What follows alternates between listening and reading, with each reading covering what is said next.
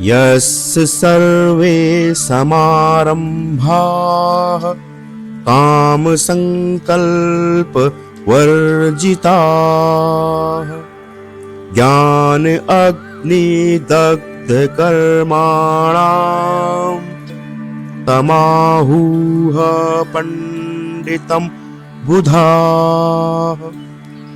भगवान कहते हैं, हे अर्जुन, प्रबुद्ध ऋषिगण उन व्यक्तियों को वास्तविक बुद्धिमान मानते हैं जो अपने हर कर्म को भौतिक सुखों और इच्छाओं से मुक्त होकर करते हैं। उनका जीवन ऐसा होता है जिसमें न तो कर्म के फल की लालसा होती है और न ही सुख या दुख का बंधन। वे कर्मयोग के सिद्धांत को आत्मसात करते हैं जिसका मूल आधार है निष्काम भाव से कर्म करना।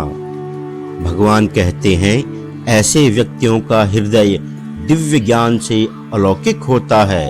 यह ज्ञान उन्हें यह समझ प्रदान करता है कि संसार के सारे भौतिक सुख क्षणिक हैं और वास्तविक शांति भीतर के आत्मिक संतुलन से मिलती है। जब व्यक्ति अपनी चेतना को इन क्षणिक सुखों और मोह माया से ऊपर उठा लेता है तो उसके कर्म दिव्य रूप ले लेते हैं। ऋषिगण यह भी बताते हैं कि दिव्य ज्ञान की अग्नि में जब कोई अपने कर्मों के फलों को जला देता है तो वह जीवन के बंधनों से मुक्त हो जाता है।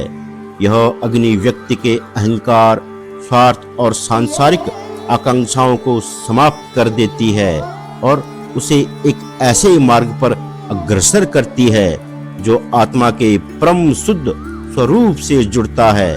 इस तरह का जीवन जीने वाला व्यक्ति सच्चे अर्थों में स्वतंत्र होता है। उसकी दृष्टि में सुख दुख, लाभ हानि और सफलता असफलता सम्मान होती है। वह हर परिस्थिति में स्थिर रहता है और ईश्वर में अपनी अटूट श्रद्धा बनाए रखता है। यही स्थिरता और दिव्यता उसे सच्चा बुद्धिमान बनाती है।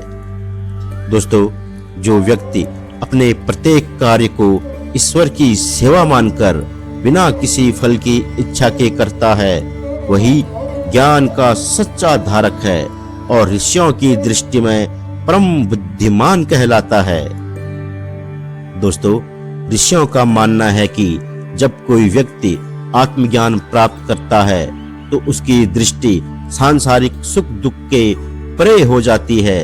यह ज्ञान उसकी चित्तवृत्तियों को शांत कर देता है और उसे यह समझने में सक्षम बनाता है कि प्रत्येक कर्म का मूल उद्देश्य केवल आत्मा की शुद्धि और ईश्वर की प्राप्ति है।